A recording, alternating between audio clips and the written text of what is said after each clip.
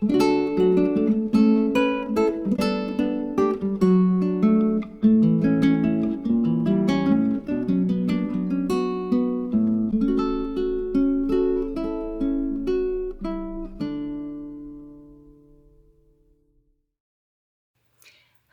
this is Natalie from LineDotArrow from the Netherlands, and today it's my turn in this collaboration, and it's called hashtag May You Be Inspired By, and it's a collaboration of all sorts, and it's being put together by Mandy and Justine from Junkjournal Ideas and Inspiration. It's their Facebook group, and I believe in this month, during the May month, they are celebrating their 1-year anniversary, so congratulations to you both. And also I want to thank Mandy for asking me to join this collab. Yeah, I'm really honored. And there are several other people joining in, and there are more videos. There is a video each day, and below this video you will find a link to this playlist so you can follow along.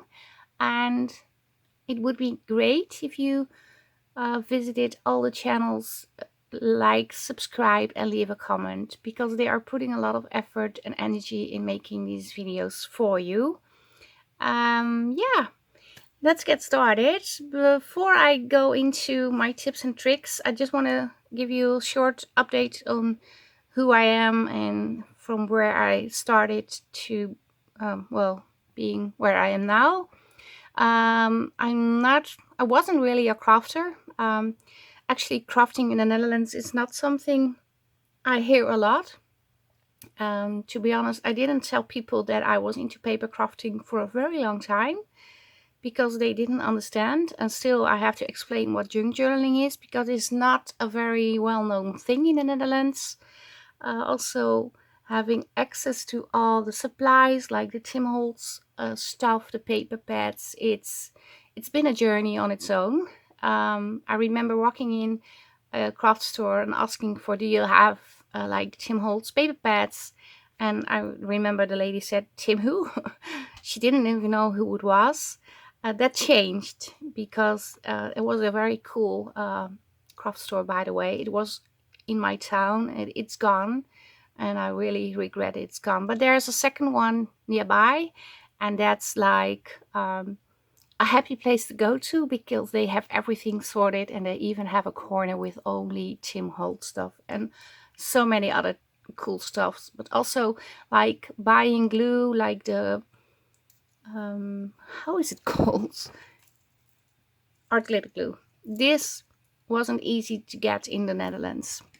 But yeah, I started making, first I started making traveler notebooks, and a traveler notebook originally came in like a leather cover, and then you put in like little booklets, and you also have planners, and I made these myself.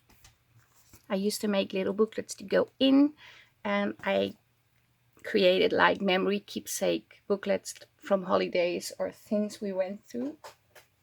I created my first journal from very cheap paper pads, very cheap fabric, and things that I could only buy. Like there's a European chain here in the Netherlands too, and it's called Action, and it was very cheap. But I made this little booklet, and I was very proud of myself. I even added tabs and everything. After seeing a few videos by Joanne Claw, of course, Gail Gassinelli, and later I also visited Tracie Fox channel and many other YouTubers. So yeah, there's a lot of inspiration out there. But this is what I started with, and at one point I started making like bigger journals using other designers' digitals, and at one point I thought maybe I can make my own digitals, put them in my journals. So I used to have the digitals in my journals. I didn't sell the digitals yet. I started selling them in 2020, and actually this year is my 3rd year anniversary. But I'm a crafter and also a digital designer, and yeah, it's been a journey. It's not easy. It's a fun hobby, but it's not easy. It's not something you do master in a week. It's a learning curve. It takes a lot of practice. It takes a lot of, well, you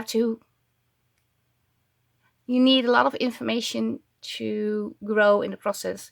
Like for instance, I'm sure that this has been addressed in previous videos and will be addressed in upcoming videos, but tools is essential in your craft. Like even a glue, if you have a water-based glue, it can mess up your paper and even create bleeding of the ink. It doesn't look pretty and it will ruin your whole project.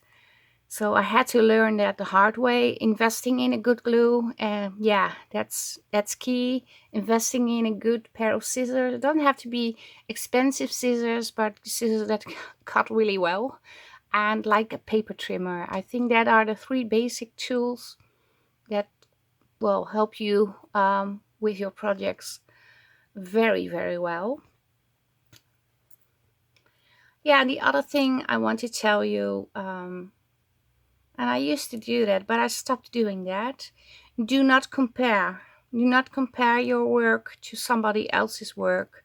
If you have been watching like YouTube videos and you are so inspired to making that tag or that little booklet, and you go to your craft room and it doesn't look exactly the same, yeah, there's a reason, because being inspired is not the same thing as being taught. Even though when you are watching a tutorial doesn't mean you actually know how to do it.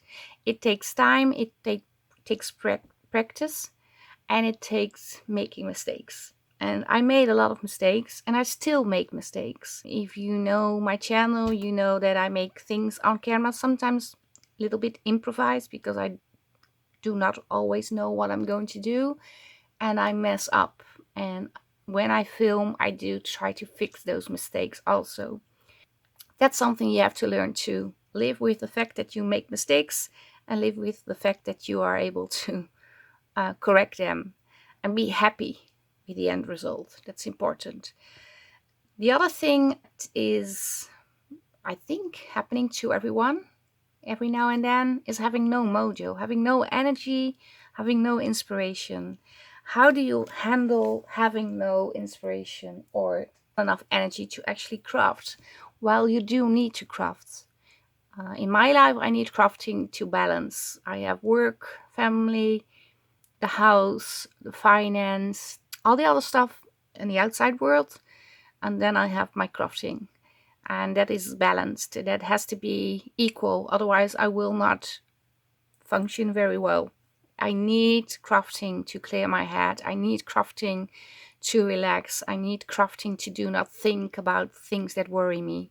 If I'm not able to craft because I don't have mojo, I will be restless, I will be stressed, and of course I will try to figure out how I'm going to be able to craft. And along the years I learned what worked for me.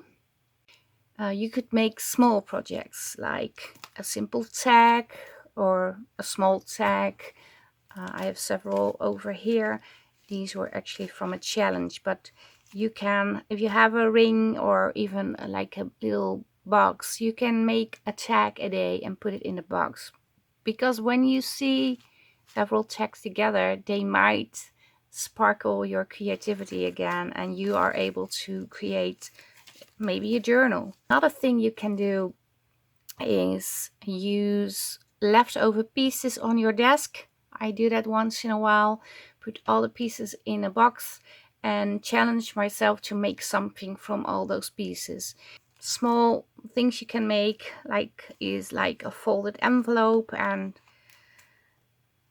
put little pockets in, little tags, and yeah, use your stamps, use your fabrics, use the tools you have in your stash that you don't usually use every day, like I said, stamps, die cuts, your embossing folder, embossing inks, or embossing powder. Sorry, I'm not very good at embossing, by the way, but it does help me to be creative, to try something I don't master, and at the end I don't master it, but it does help me to do other things. And even like the wax seal stamps, these stems thingies are amazing to do, because that's a very tiny project and it will help you to be creative. Another thing I usually do is have a lot of book pages on my desk. Well, not on my desk, above my desk, to be honest. And when I'm doing this also when I'm uploading videos on YouTube and I'm waiting.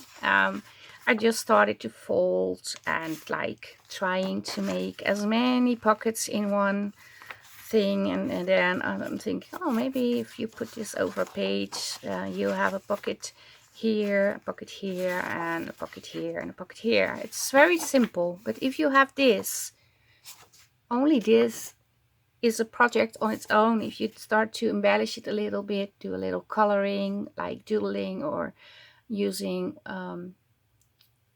water paint, how it's called, acrylics, it can help you find back your mojo. I have a box on my desk and I put like little, I probably will put in this as it is, and I made a little, this is not very difficult, but I made a little envelope and I thought, well, maybe one day I can create something pretty out of it. I also have these like long envelopes with a long tag, also very pretty. You can do something, these, and one day when I'm not able to craft, I'm go in the box, put out stuff. And I actually did this, I think it was last week. I had this envelope and I started sewing and adding on little pieces of paper and little washi tapes I received as a gift, and now it's a cute little envelope. So these are fun to use when you have no mojo. And besides all the channels that can bring you inspiration, you also have the Facebook groups. In most of the Facebook groups there are freebies available. These freebies are usually tailored to make small projects, and they come with a tutorial most of the time.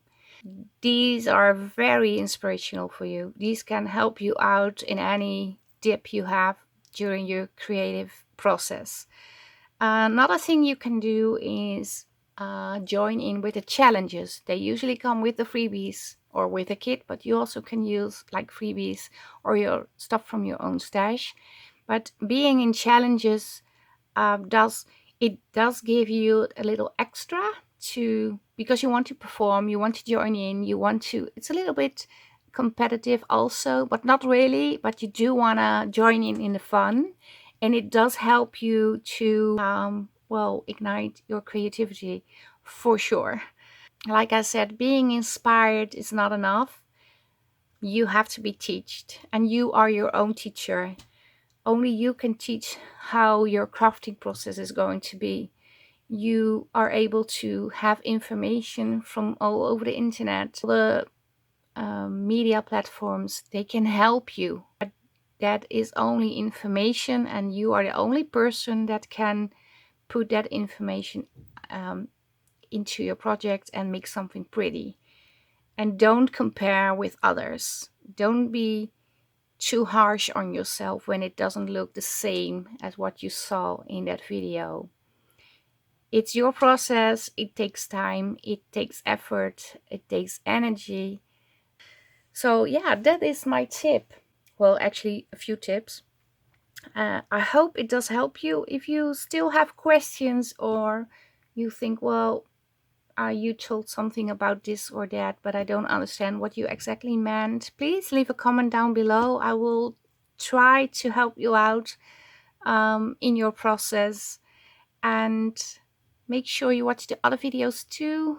I hope you like this video. If you do, give it a thumbs up.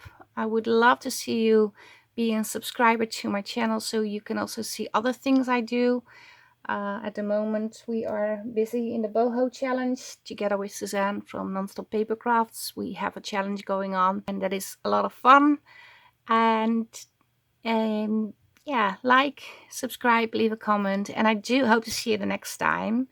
And I wish all of you the best creative process in the world, because being creative, it's just it's happiness. It makes you happy, and it is necessary to do everything in your daily life. It makes you a complete person. To me, it does. And I wish the same to you all. So thank you very much for watching. Stay safe, stay creative. Greetings from the Netherlands, and I hope to see you the next time. Bye bye. Bye.